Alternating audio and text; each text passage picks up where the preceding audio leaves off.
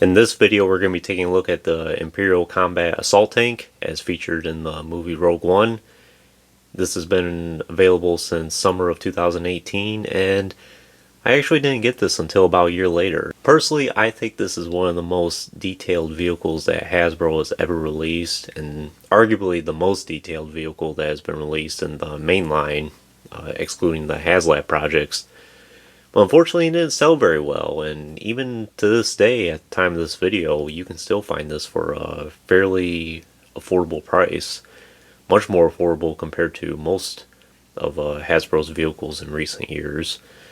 And I actually got this, it was around September 19, actually, and I only got it for about 20 some dollars, I think, on clearance from Target at the time, and I've seen this go as low as $12.99 actually, which is really incredible, and it tells me that this vehicle just didn't sell very well at all. And personally, I think this might be a large contributor as to why Hasbro is not making so many vehicles these days. It seems like ever since this one, it was initially revealed, I think around the same time as TVC 2.0 launched, and Hasbro made it sound like, oh, we're going to go all out with all these vehicles, we're going to do all these incredible things. Then after this one was released and the numbers started coming out with it, all of a sudden you don't really see so much in terms of vehicles anymore from Hasbro, unless it's a HasLab project or it's just a very strange release of how it gets marketed, and very expensive at that as well. I think this only retailed for like 60 bucks. 60 or... well, actually, it may have been 80, which is still a whole lot less compared to what the vehicles are going for now. They're charging 131 for the N1 Starfighter, and then this was 80 a couple years ago. It's incredible. And like I said, I saw this as low as $12.99, and people were loading up dozens of these even. I can kind of understand why this didn't sell very well. It doesn't really look like a vehicle that you would see in Star Wars. It looks like something you would see in a futuristic military, in our world that is, because the tank treads that you see at the bottom and just the overall layout of it looks like something you would see in our world. Plus, even though Rogue One's probably been one of the more successful movies that's came out under Disney Star Wars, it still wasn't as much of a hit as maybe some of the prequels and the original trilogy is concerned. And people would probably rather see vehicles from those movies instead of something from Rogue One or Solo or sequel trilogy, for instance. I can understand why this didn't sell very well, but I'm glad to have one in my collection. I'm glad I didn't pay $80 for it. But there is a lot of nice things about this, and it makes for a great display. And it's also great if you can get the pilots to go along with it. I do have the pilots reviewed on the channel if you want to check that out. If you've been following that, you would know that the pilots are extremely expensive, and it's ridiculous that Hasbro hasn't bothered to do a rerun or a repack of those. I think it's well deserved, and especially since the tank, even to this day, you can find it for the $40 or $50 range on eBay still, even though it's been out for a couple years. But the pilots go up in the hundreds even. It would be nice if Hasbro can do a troop builder pack. I think it'd be good for them to do an assault tank commander, and then maybe 3 pilots, or maybe the 2 pilots and then like a AT driver or whatever that was called from Rogue One. Maybe something like that. Be a good potential troop builder pack. But who knows? I don't think any of these pilots have been featured in any Star Wars content in recent years. It hasn't been The Mandalorian or Solo or any of the recent media, so who knows, we might not ever see these guys ever again, unlike the Shore Troopers and Death Troopers that have had appearances every now and then. But anyways, let's take a closer look at this vehicle and what it has to offer. Like I said, I think this is one of the most detailed vehicles that Hasbro's ever made. Give you a good look all around. As you can see, it has a lot of weathering involved with this, and especially in the front here. Going into some of the detail here, just the amount of things Hasbro added to it, like the vents here, which I would assume is this would be where the engine is housed, for instance, and it's letting all that steam go from it. Just the amount of detail you see on the weapons here. The weathering on the side panels here.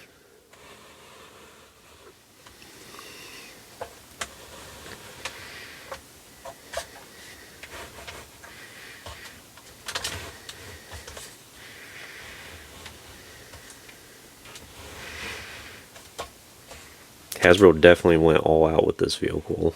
And I think they really thought it was going to start something big with it. And unfortunately, it just, again, it wasn't a hot seller. Nice weathering here. You can tell it's seen some action along the way.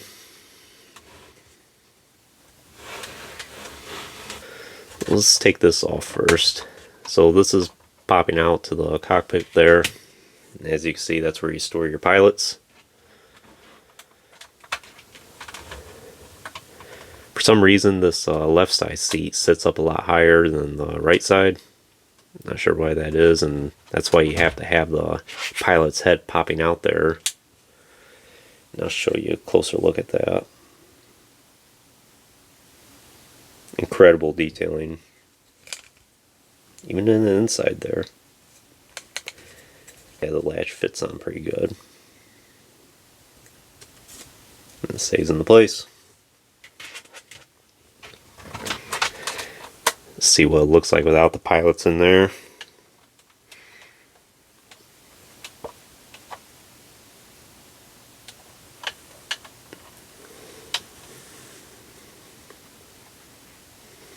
Has all the gears. Like I've said, it looks like something you would see in a modern day tank, for instance.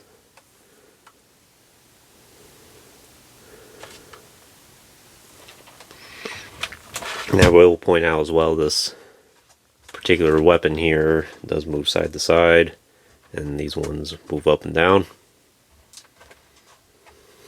So this is where the commander would be stored, obviously.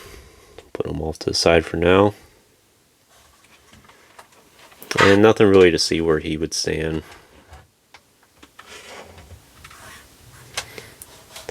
But you can lower this hatch. And I don't think, it doesn't really click into place, it's just kind of there.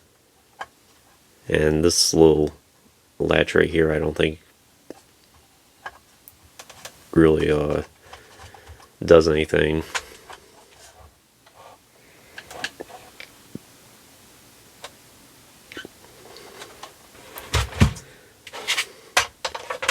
And then you just put the cockpit top back on, like so. So next we'll take a look at the back here with its cargo. So while obviously from the movie the hover tank is carrying the kyber crystals that are used for the Death Star, and these are the cargo containers that house it. A lot of nice detailing with this. Tell it looks like something you would see in a hazmat cargo or toxic chemicals or something like that. And they even go to all the detail to put in all that writing. I'm really impressed with that. Not sure what it means. I can't read Galactic Basic very well. And they even did it on this side as well.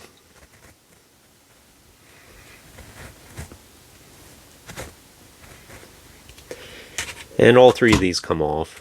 And one interesting feature about one of them, which happens to be this one, you can actually take it apart. You can lift that up.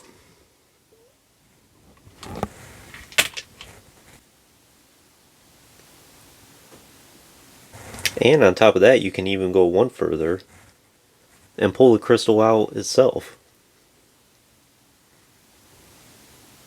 I will point out with these as well, all three of them are slightly different actually. As you can see there.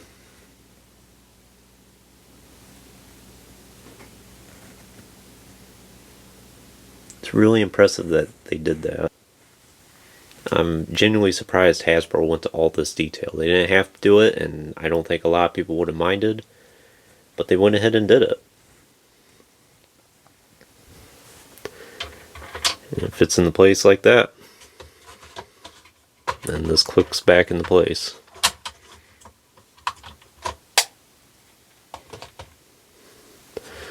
So then the inside here you have basically what becomes a flatbed, or it could be like a troop transport, for instance. And you also have these panels here.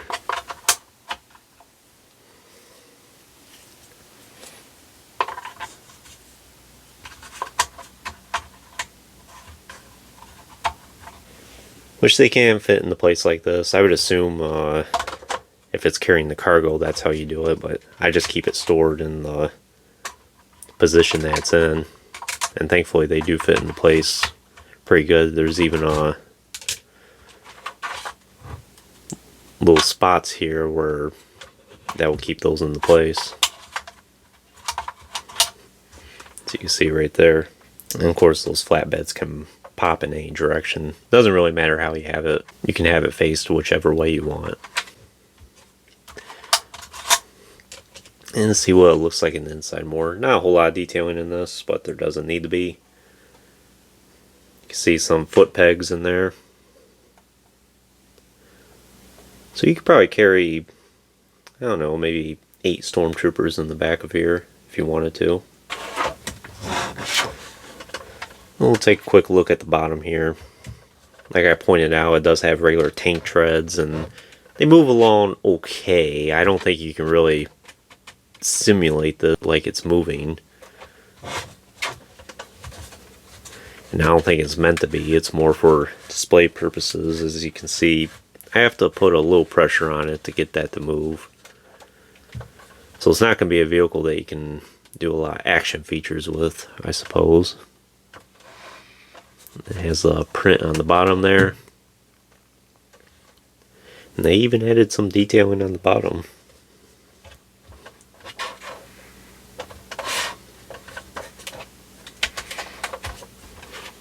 So one other feature about this that I haven't pointed out yet is you can actually lift this hatch and it reveals the engine actually. They actually went to all that trouble to sculpt the engine. It's really impressive. Suppose if you have the Imperial engineer from the original Battlefront 2 game, you can simulate him working on the hover tank engine.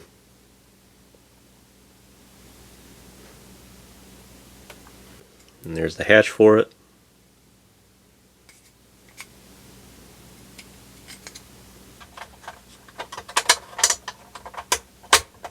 And stamps back into place.